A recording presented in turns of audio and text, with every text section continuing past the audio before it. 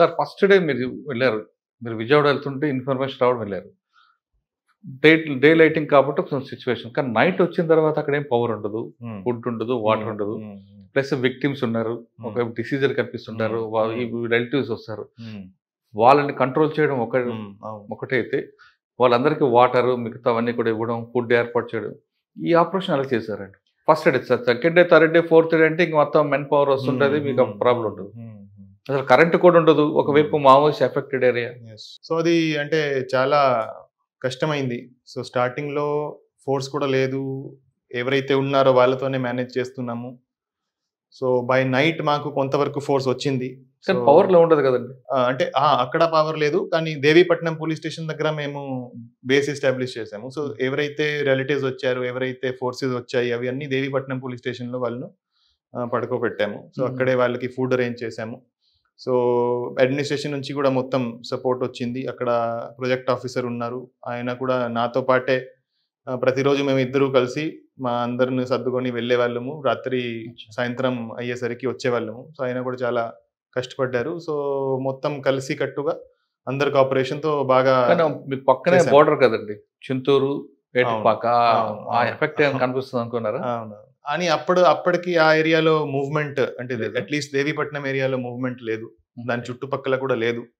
But అయినా మేము అన్ని ప్రికాషన్స్ అయితే తీసుకున్నాము. అన్ని చుట్టుపక్కల అన్ని patrolling parties, area domination parties పంపించాము.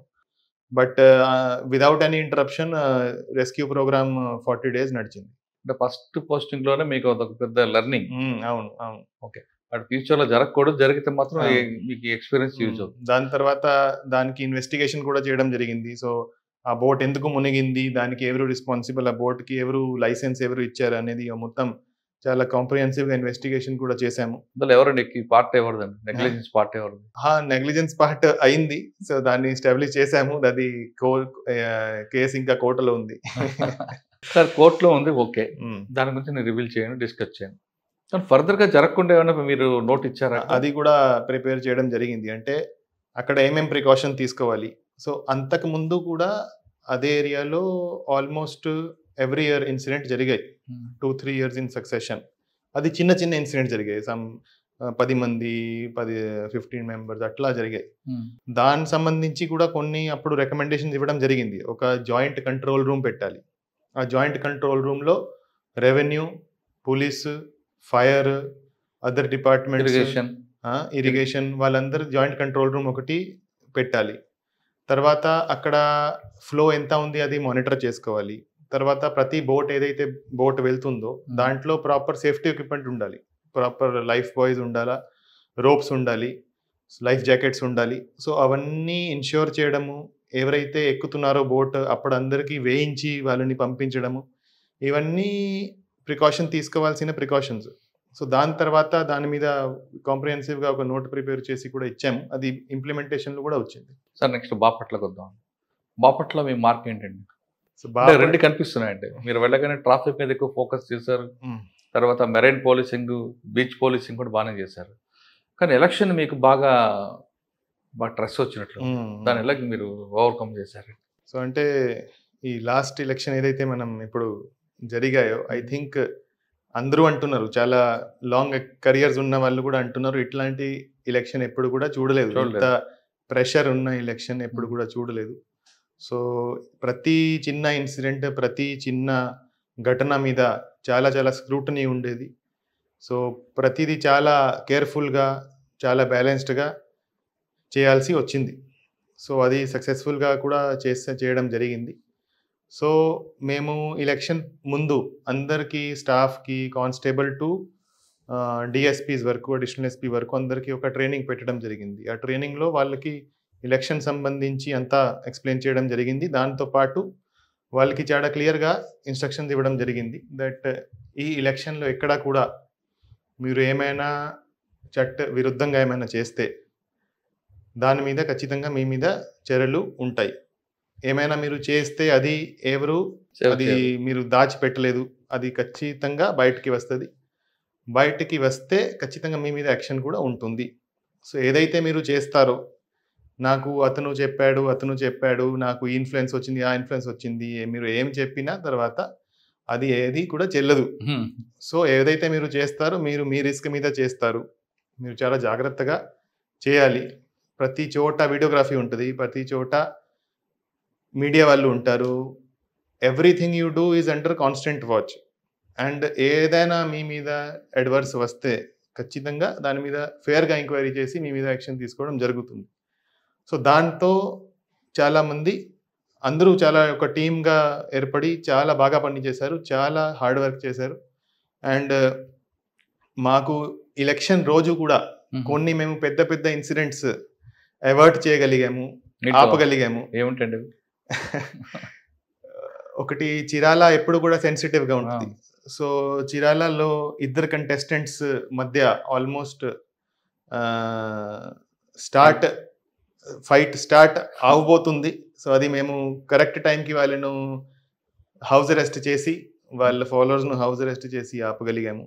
So అది ఒకసారి స్టార్ట్ అయితే ఎక్కడ వరకు పోతుంది, ఎలా పోతుంది, అది కంట్రోల్ ఉండదు. సో అది మాకు కరెక్ట్ టైంకి మాకు ఇన్ఫర్మేషన్ వచ్చింది, కరెక్ట్ టైంకి దాని మీద యాక్ట్ చేసాము అండ్ అది కంట్రోల్ చేయగలిగాము. ఓకే. అదేవిధంగా అద్దంకి నియోజకవర్గంలో కూడా అది ఒక faction ridden area.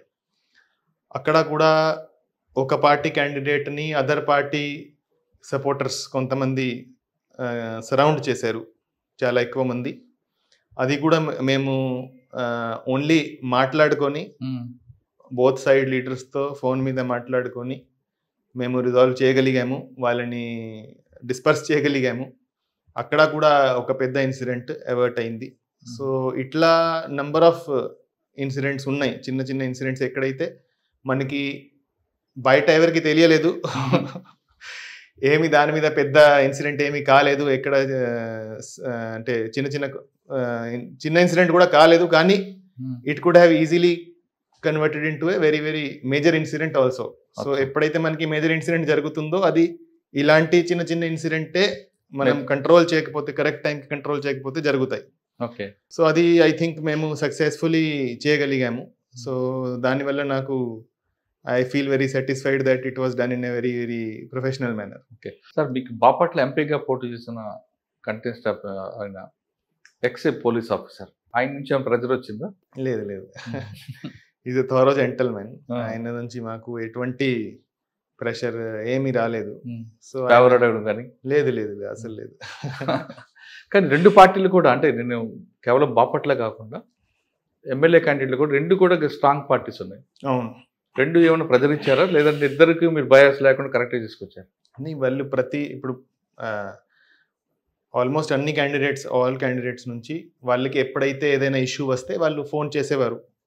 So phone చేస్తే మేము ఇమీడియట్గా I use to talk to them. So వాళ్ళకి ఏం ఇష్యూ ఉందో, వాళ్ళు అదర్ పార్టీ వాళ్ళు ఇది చేస్తున్నారు అది చేస్తున్నారు, వాళ్ళు కంప్లైంట్ ఇస్తారు, దాని మీద మేము ఇమీడియట్గా యాక్షన్ తీసుకునేవాళ్ళము. ఈవెన్ ఎలక్షన్ డే కూడా lot of calls came. So both parties వాళ్ళు కాల్ చేశారు, ఇది జరిగింది, ఆ బూత్లో ఇది అవుతుంది అది అవుతుంది.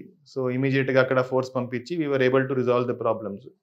సో ఐ థింక్ ఏ పార్టీ నుంచి ఎటువంటి అలిగేషన్ లేకుండా, ఎటువంటి బయాస్ లేకుండా మేము కంప్లీట్ చేయగలిగాము. మీరిద్దరు మాట్లాడుకున్నారండి ఎలక్షన్ అప్పుడు? మీరు మేడం? యా అంటే చాలా టాపిక్స్ మీద ఎక్కడైనా ప్రాబ్లం వస్తే వి యూస్ టు డిస్కస్. కోఆర్డినేషన్ ఇక్కడ ఏం చేస్తే బాగుంటుంది, ఎలా చేస్తే దాన్ని ఎలా డీల్ చేస్తే బాగుంటుంది.